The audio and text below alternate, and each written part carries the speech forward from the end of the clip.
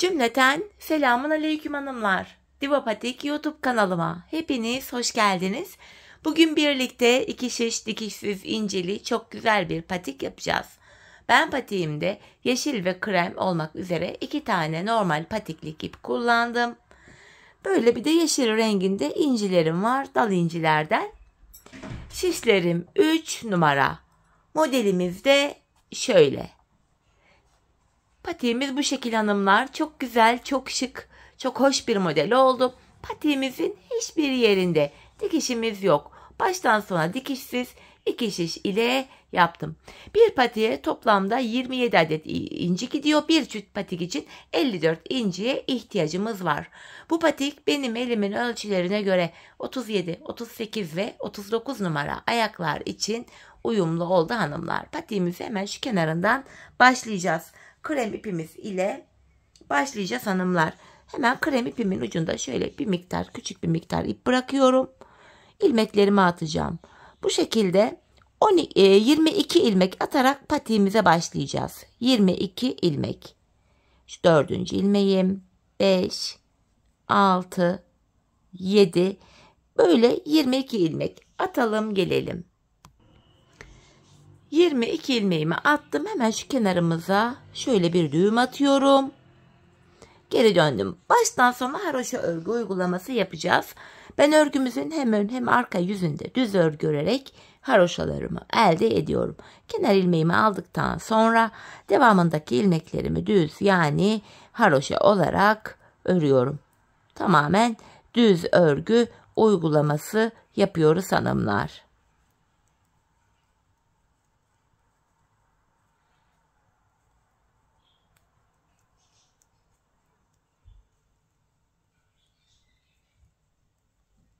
Sonuncu ilmeğimi de ördüm. Şimdi geri döndüm hanımlar. Ön yüzdeyim. Ön yüzde olduğumuzu şöyle kabul ediyoruz. Şu başlangıç ipimiz eğer ki sol taraftaysa ön yüzdeyiz demektir. Bu aşamada yine haroşalarımıza devam edeceğiz. Ön yüzdeyim. Yine ilmeklerimi örüyorum.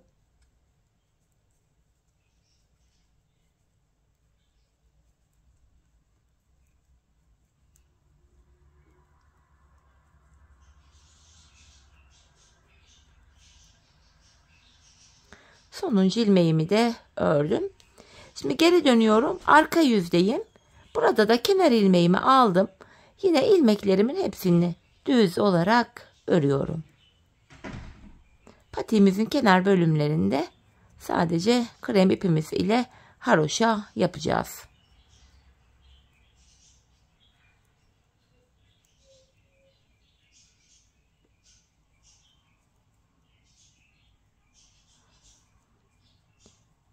Evet hanımlar, bakın burada iki diş haroşamız oluştu bile.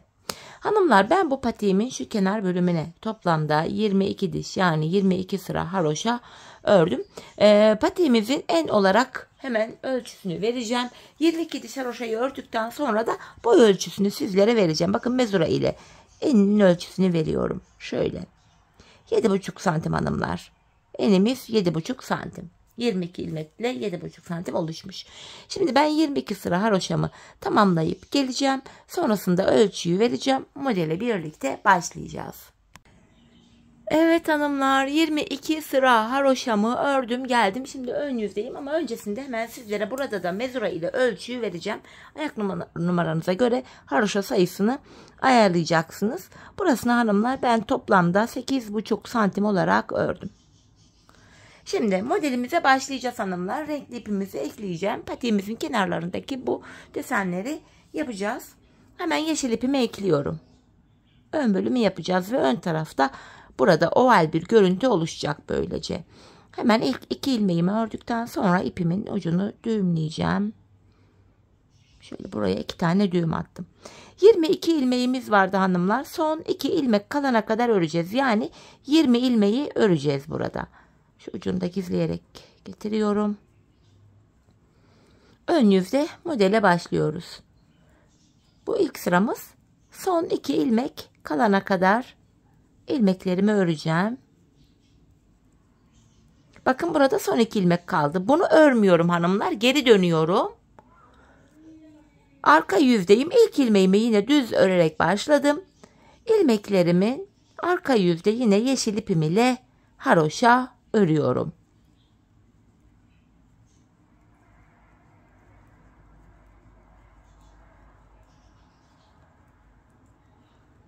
Son bir ilmeğim kaldı. İpimi kendime doğru aldım. Sonuncu ilmeğimi örmüyorum çünkü ön yüzde renk geçişi yapacağım. Şimdi ön yüzdeyiz. Krem ipimizi alacağız. Bir diş haroşa yeşil ile, bir diş haroşayı da krem ile öreceğiz. Her seferinde kenarda birer ilmek bırakacağız. Bir önceki sırada ilk sırada 2 ilmek bırakmıştık. Şimdi 3 ilmek bırakacağız. Şimdi yine ilmeklerimi örüyorum. Krem ipim ile. Her seferinde birer birer ilmek eksik öreceğiz.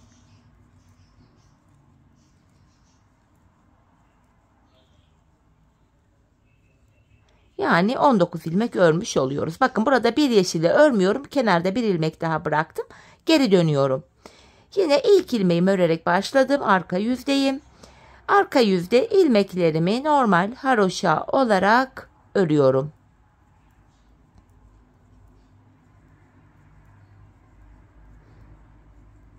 Tekrar ön yüzde renk geçişi yapacağım için sonuncu ilmeğimi şöyle almadım. Yeniden ön yüzdeyiz. Bakın şu kenarda en son 3 ilmek bırakmıştık. Şimdi yeşilime geçiyorum. Kenarda bir ilmek daha bırakacağım. Burada 4 ilmek kalacak kenarda. Yeşil ipimi aldım. İlmeklerimi yine örüyorum. Yani krem ile örmüştüm en son. En son krem ilmeğimi örmeyeceğim. Her seferinde ilmek saymaya gerek yok. Bu şekilde. Bakın buradaki sonuncu kremimi örmüyorum. Bakın kenarda bu defa 4 ilmek kaldı. Şimdi yine geri dönüyorum. Arka yüzdeyiz yine. İlk ilmeğimi yine düz örerek başlıyorum. Devamındaki ilmeklerimi de düz olarak örüyorum hanımlar.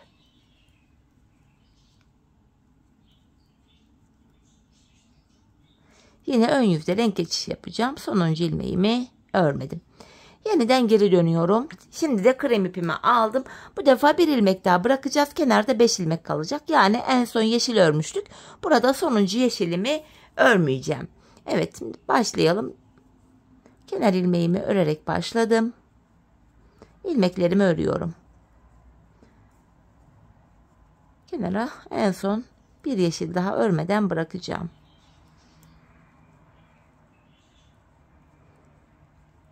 Bakın buradaki bir yeşili daha örmedim. Kenarda 5 ilmek kaldı bu defa. Geri dönüyorum. Her seferinde kenarda birer ilmek bırakıyoruz. Arka yüzde yine ilmeklerimi krem ipim ile örüyorum. Bir diş haroşa yeşil ipimiz ile, bir diş haroşa da krem ipimiz ile örüyoruz. Tekrar ipi kendime doğru aldım. Sonuncu ilmeğimi örmüyorum. Bakın şimdi tekrar yeşilde sıra. Bu defa en son krem örmüştük. Burada en son ördüğümüz kremdeki bu sonuncu ilmeği de yine örmeyeceğiz. Yeşilimi aldım. İlk ilmeğimi örerek başlıyorum. Yine ilmeklerimi öreceğim.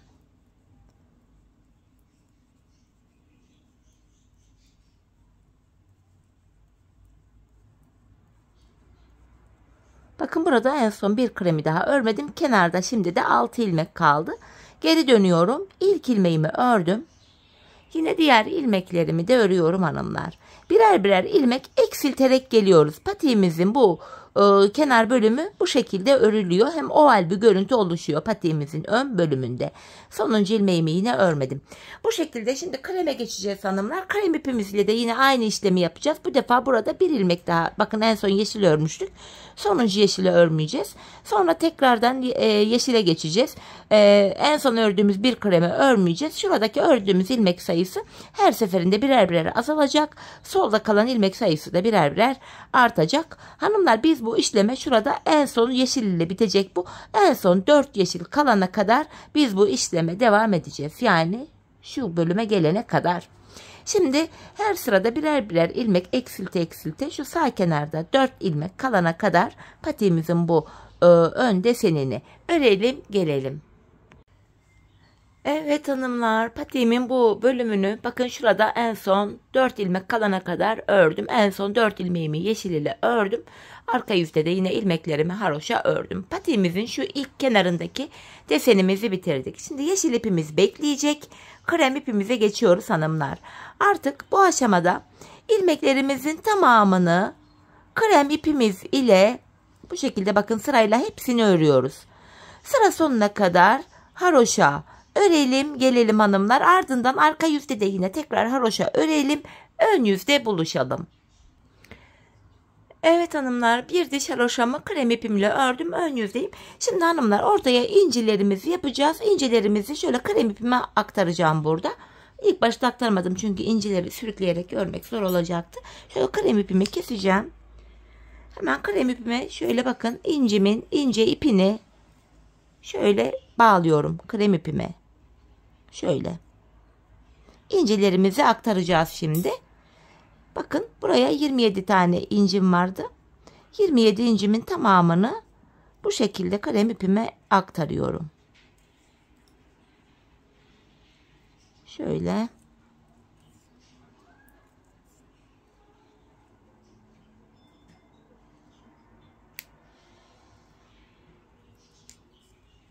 Şurada son bir incim daha vardı. Ucunu bağlamıştım açılmasın diye. Şöyle açacağım onu da.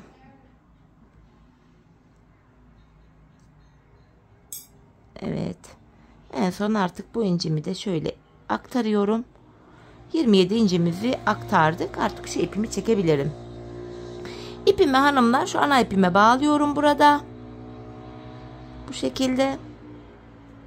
Şimdi incilerimizi kurarak devam edeceğiz patiğimizi örmeye. Öncelikle incilerimizi arka yüzde bırakacağız hanımlar. Haroşayı düz örenler inciyi arka yüzde bırakıyor. Ters örenler de ön yüzde inciyi bırakacaklar. Ben düz ördüğüm için arka yüzde incilerime başlayacağım. Şimdi ön yüzde ilmeklerimizin hepsini örüyorum. Yeşil ipimiz bekliyor hanımlar. Şimdilik yeşil ipimizi kullanmıyoruz. Şu an ön yüzdeyim. Sıra sonuna kadar ilmeklerimi ördüm. Şimdi geri dönüyorum. İncilerimize başlayacağız. Şöyle şuraya 3 tane incimi yaklaştırıyorum. Kenar ilmeğimi aldıktan sonra şu ikinci ilmeğim 3, 4, 5. Buraya 5 ilmek ördüm. Bir tane inci bırakıyorum. 6 ilmek öreceğim. 1, 2, 3, 4, 5, 6. Bir inci daha bıraktım. Tekrar 6 ilmek öreceğim. 1, 2, 3, 4, 5, 6 ve bir inci daha bıraktım. Kalan 5 ilmeğimi örüyorum. İncimizin ilk sırasını yaptık. Şimdi geri döndük hanımlar, ön yüzdeyiz. Ön yüzde kenar ilmeğimi örmeden alıyorum. İnci kurulumu yapmıyoruz hanımlar. Ön yüzde ilmeklerimizin tamamını sıra sonuna kadar haroşa örelim gelelim. Evet, ilmeklerimi ördüm. Şimdi arka yüzde incimizin ikinci sırasını kuracağız. Kenar ilmeğimi aldım. 2, 3, 4 ilmek ördüm. 4 ilmekten sonra buraya bir inci bırakıyorum. 2 ilmek örüyorum. Tekrar bir inci daha bıraktım. Araya 4 ilmek öreceğim. 1, 2, 3, 4. Şimdi ikinci desenimizi yapıyoruz. Bir inci bırakıyorum. 2 ilmek örüyorum. Bir inci bırakıyorum. Araya 4 ilmek öreceğim. 2, 3, 4. Üçüncü model için birinci bıraktım. 2 ilmek ördüm. İkinci incimi de bıraktım. Kalan 4 ilmeğimi örüyorum hanımlar. İncimizin ikinci sırasını da arka yüzde yapmış olduk. Şimdi ön yüzdeyiz. Yine kenar ilmeğimi aldıktan sonra ilmeklerin tamamını sıra sonuna kadar örelim gelelim. Evet, ilmeklerimi ön yüzde ördüm. Tekrar arka yüzdeyim hanımlar. İncimizde 3. sırayı yapacağız. Kenar ilmeğini aldıktan sonra 2 ve 3. ilmeğimi ördüm. Şimdi birinci bırakıyorum. 2 ilmek örüyorum. Birinci bırakıyorum. 2 ilmek örüyorum. Birinci bıraktım. 2 ilmek ördüm. Her 2 ilmekte bir inci bırakıyoruz. Tekrar birinci bıraktım. 2 ilmek ördüm. Birinci bıraktım. 2 ilmek ördüm. Bir inci bıraktım. 2 ilmek ördüm. Bir inci bıraktım. 2 ilmek ördüm.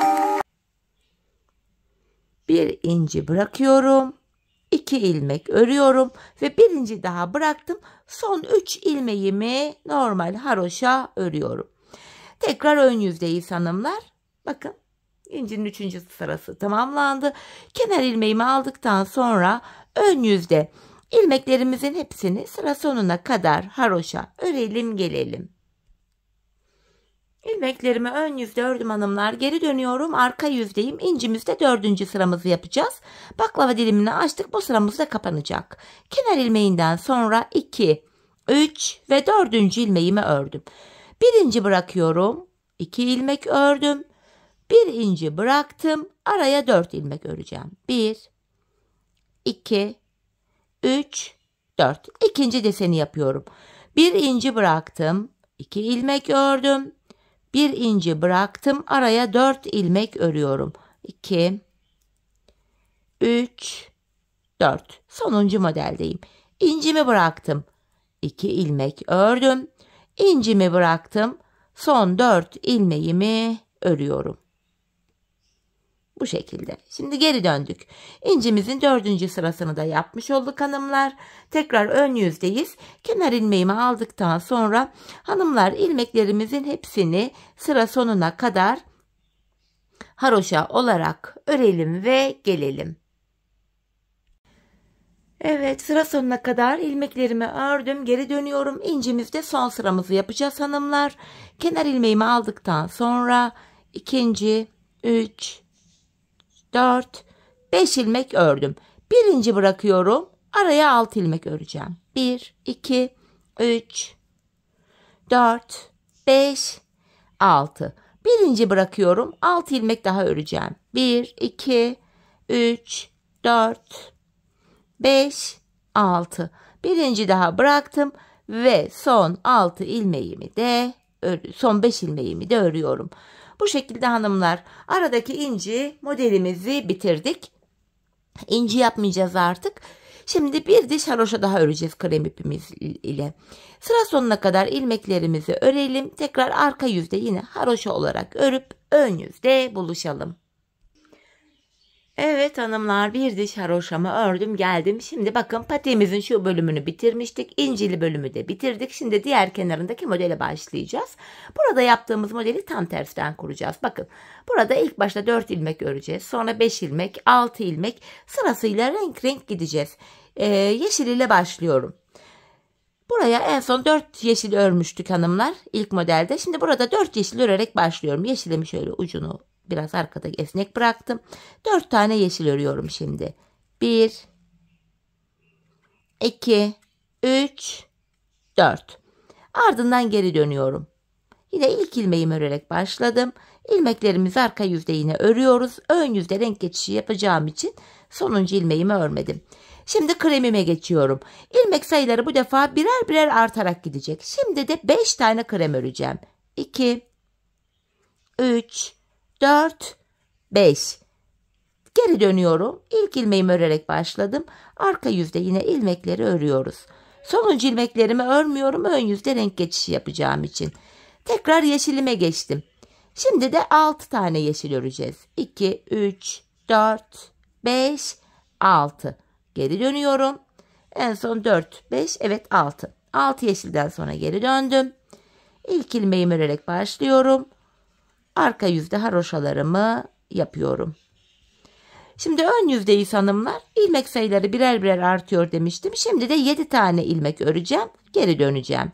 3, 4, 5, 6, 7. Dönüyorum. Arka yüzde yine ilmeklerimi haroşa örüyorum. Bir diş haroşa yeşil, bir diş haroşa krem ile örüyoruz. Bu şekilde. Şimdi yeşile geçeceğiz. Bu defa hanımlar yeşil ile 8 ilmek öreceğiz, döneceğiz. Sonra kreme geçeceğiz, 9 öreceğiz, döneceğiz. Böyle sıra sıra devam edecek. Ta ki şurada son 2 ilmek kalana kadar devam edeceğiz. Kenarda son 2 ilmek kalana kadar devam edeceğiz hanımlar. Şurada ilk yaptığımız modelin tam tersini burada uygulayacağız. Şimdi şurada son 2 ilmek kalana kadar patiğimizin bu bölümündeki desenimizi de örelim. Ardından buluşalım. Evet hanımlar, son kenarda son 2 krem ilmek kalana kadar patiğimdeki bu modelimi kurdum geldim. modelli bölümü tamamladık. Şimdi diğer kenarımıza geçeceğiz. Artık yeşil ipimizi kullanmayacağız. İlmeklerimizi krem ipimiz ile öreceğiz. Hemen ilk 2 ilmeği ördükten sonra artık yeşil ipimi kesiyorum. Şöyle yeşilimin ucuna şöyle bir düğüm atacağım. İlmeklerimizin tamamını hanımlar bu defa krem ipimiz ile örüyoruz.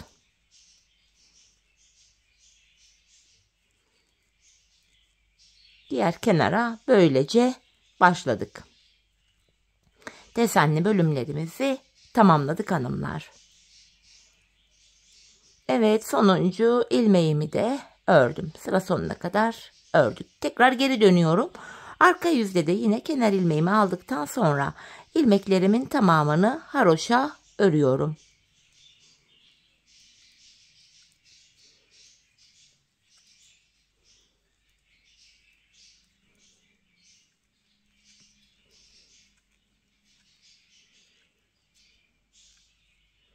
Sonuncuyu da ördüm. Şöyle döndüğümüz anda hanımlar burada krem ipimiz ile bir diş haroşamız oluştu. Ben bu ilk başlangıçtaki kenara 22 diş haroşa örmüştüm. Buraya da yine aynı sayıda haroşalarımı öreceğim. Yani 22. Sizler de bu bölüme kaç sıra haroşa ördüyseniz diğer kenara da aynı sayıda haroşalarınızı örün gelin hanımlar, ardından buluşalım. Evet hanımlar, patiğimin bu kenarında tamamladım. Geldim buraya da 22 diş yani 22 sıra haroşamı ördüm. Şimdi ön yüzdeyiz hanımlar, ilmeklerimizi keseceğiz. Hemen şişime alıyorum. Burada ilmekleri ikişer ikişer toplayarak keseceğiz hanımlar. Çok sıkı bir kesim yapmayalım. Biraz gevşek, esnek bir kesim yapalım. Çünkü patiğimizin arka topuk bölümünü yaparken kesim yaptığımız kenar ilmek yerlerinden, bakın V şeklinde görünen kenar ilmek yerleri var kesim yaptığımız yerde. Buralardan ilmekler çıkaracağız. İlmekleri kolay, rahat çıkartabilelim diye gevşek bir kesim yapmamızda fayda var. Bu şekilde. Hanımlar dileyen burada şöyle tığ ile de kesim yapabilir. Artık nasıl kolayınıza gidiyorsa şöyle ilmekleri topluyoruz. Bu şekilde hanımlar, bakın. Şöyle. Şimdi kalan ilmeklerimizi de keselim gelelim. Evet hanımlar, ilmeklerimin hepsini kestim geldim. Şimdi hemen şuraya 2 tane bir düğüm oluşturuyorum ve ipimi kesiyorum. Patiğimizin üst bölümünü bitirdik. Şimdi bu geniş yerden ilmekler çıkaracağız. Tabanına başlayacağız hanımlar. Bu şekilde.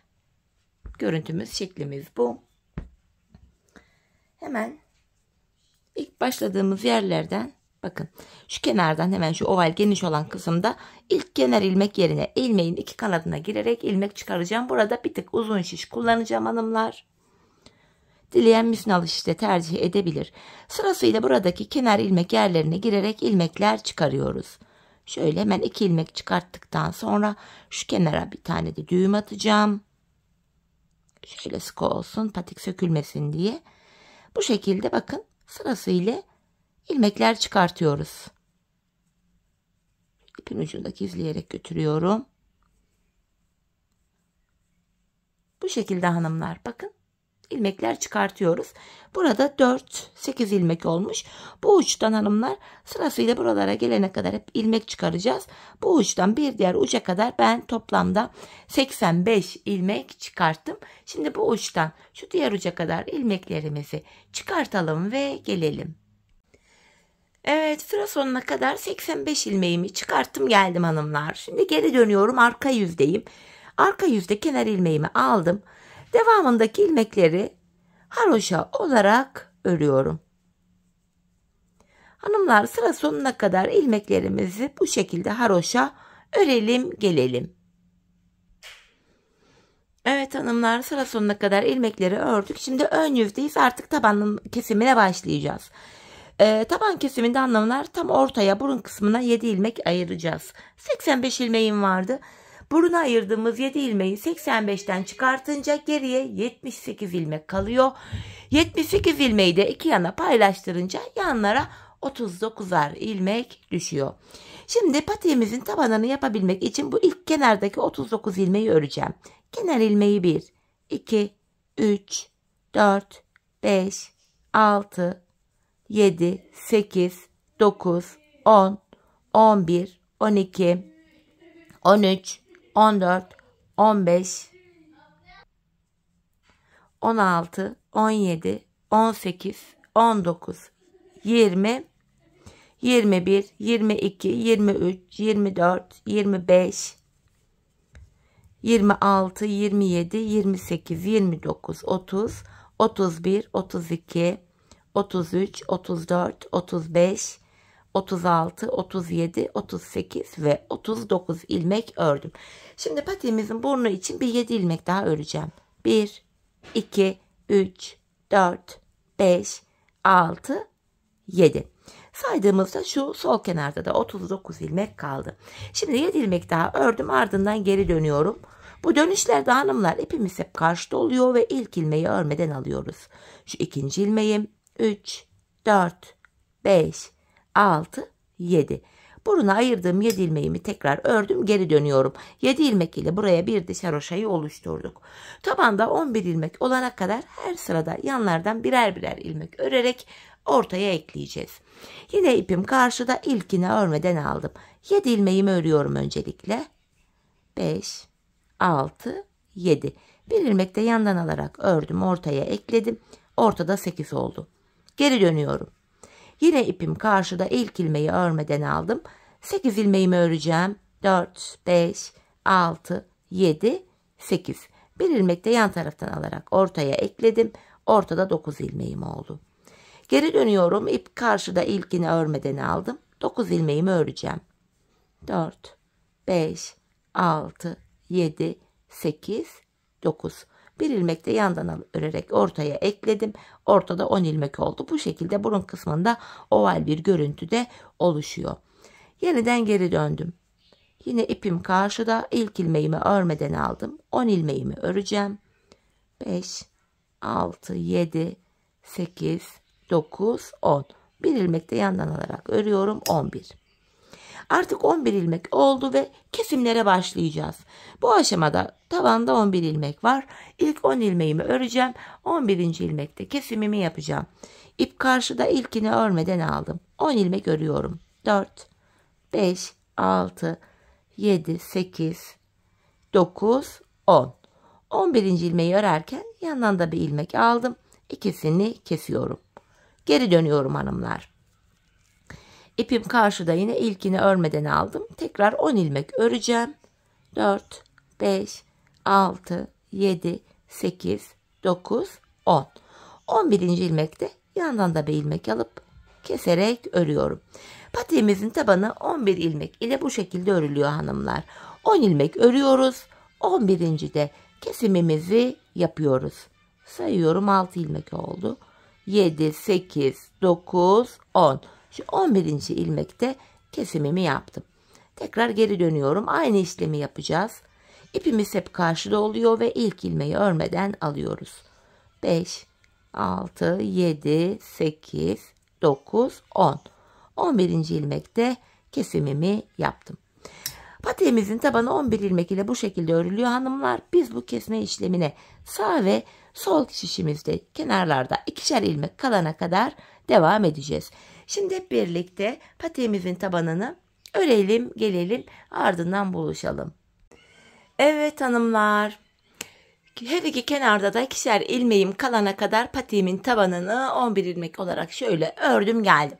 Şimdi burada yine kesimlerimiz olacak. Yine ip karşıda, ilk ilmeğimi örmeden alıyorum. Tekrardan 10 ilmek öreceğim.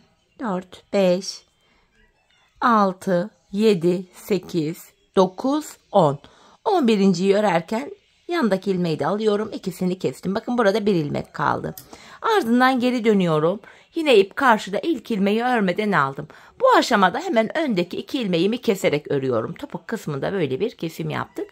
Şimdi şu tabanda son 3 ilmek kalana kadar öreceğim. Bu şekilde.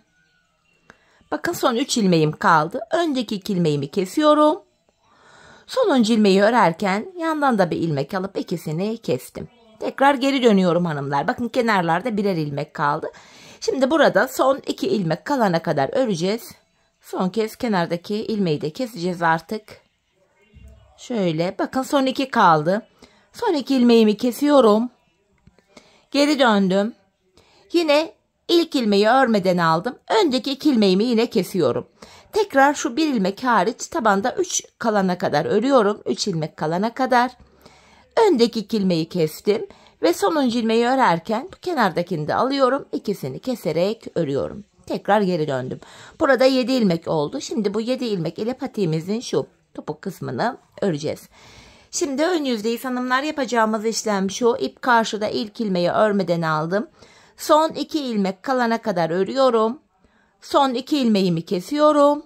Ve hemen şuradaki bakın kenarlarda kenar ilmek yeri var. İlk kenar ilmek yerine ilmeğin 2 kanadına birden girerek ilmek çıkarttım. Bu şekilde hem patiğimizin arkasını örmüş oluyoruz hem de arka bölüm kenarlara eklenmiş oluyor. İlmek çıkarttıktan sonra geri döndüm. İpim karşıda ilk ilmeği örmeden alıyorum. Yine son 2 kalana kadar örüyorum. Son 2 ilmeğimi kestim. Şu sağ kenarda ilmek çıkartırken geri dönüyorum. Ön yüzde çıkaracağım. Öyle daha çok kolayıma gidiyor. Hemen şu kenardaki ilk kenar ilmek yerine girerek ilmeğin 2 kanadına birden girerek ilmek çıkarıyorum. Devam edeceğim. Yine son 2 kalana kadar örüyorum. Son 2 ilmeğimi kestim. Ve bir sonraki kenar ilmek yerine girerek ilmek çıkarttım. Geri dönüyorum. Yine ilk ilmeği aldım. Patiğimizin arkası böyle örülüyor. Son 2 ilmek kalana kadar örüyoruz. Son 2 ilmeği kesiyoruz ve sıradaki kenar ilmek yerine ilmeğin 2 kanadına birden girerek ilmek çıkartıyoruz. Patiğin arkası böyle örülüyor hanımlar. Bu şekil. Hanımlar biz bu işleme şuraya ve şuraya gelene kadar yani son kenar ilmek yerlerine gelene kadar devam edeceğiz. Şimdi hep birlikte patiğimizin arkasını örelim gelelim. Evet hanımlar son kenar ilmek yerlerine gelene kadar patiğimin bu arka bölümünü ördüm geldim. Şimdi ilmeklerimi keseceğim artık. İkişer ikişer toplayarak ilmeklerimi kesiyorum. Hemen şuradaki ipimin ucunu da atlatarak şöyle götüreyim. Gizleme işlemini yapmış oluruz böylece. Artık patiğimizin bu örgü bölümünü böylece tamamlamış oluyoruz hanımlar. Şöyle son bir ilmeğim kaldı. Onu da kesiyorum. Bu kenarımızda tümsek bir görüntü oluşmasın diye şöyle tığımı aldım. Dibine batarak şuraya şöyle bir düzleştiriyorum. Bir tane de zincir çektim ve ipimi kesiyorum. Hemen iplerimizi gizleyeceğim. Bakın şurada iplerimizin uçları vardı. Bu uçlarımızı güzelce gizliyorum. Patik ayağı giydikten sonra böyle ipler dışarı çıkmasın. Çirkin bir görüntü oluşur yoksa. Güzelce şöyle gizliyorum hanımlar.